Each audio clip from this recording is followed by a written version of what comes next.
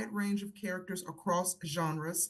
So what felt unique or compelling about this specific role and working under Michael Pearce to step into a world heavy with suspense and moral complexity?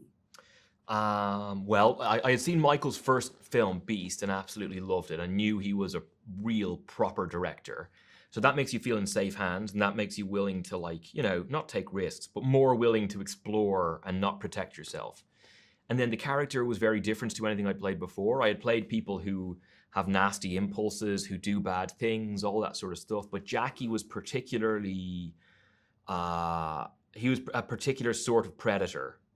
And I found him interesting because all he's looking for is the vulnerabilities in people, how to take advantage of that and get the most out of them and suck them dry. But he's also at the mercy of people above him, and I wanted him to feel that weight.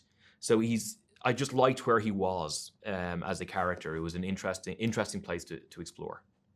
And obviously, on that point, he plays such a pivotal role in escalating the story's tension, right? So, I mean, did you see him as a villain, a victim, something a little bit more complicated? And how did that shape your performance? He's definitely both. But in the story that we see, he's more villain than victim.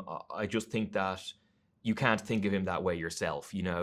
It's important that he is threatening and that he is all the things that the characters need him to be, to do the things that they do in response, to make the choices they do. But yeah, you just got to figure out how to make sure he has that, but is also a fully formed person at the same time. Absolutely. So, what was it like developing that kind of relationship on screen, that tense dynamic with Julianne Moore and her character, Kate? How would you describe the creative energy on set?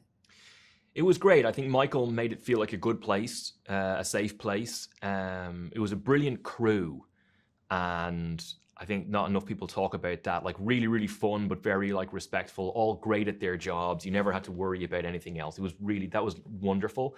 And then in the scenes, it was like, yeah, once the camera's going, you want the stakes to feel incredibly high.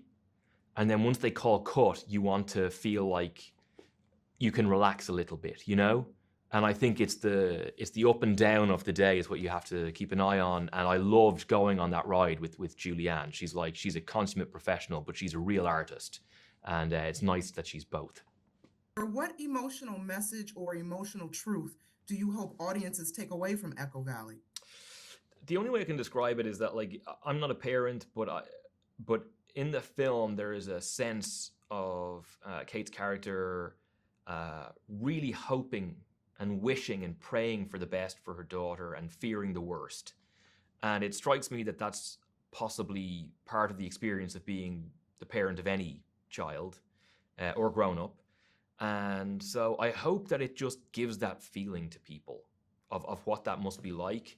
And I also hope we watched it with the whole crowd in a cinema the other day, and there was a whole load of gasps and oh my gods and all the rest of it and no ways. And I hope that people get to have that experience when they're watching it too.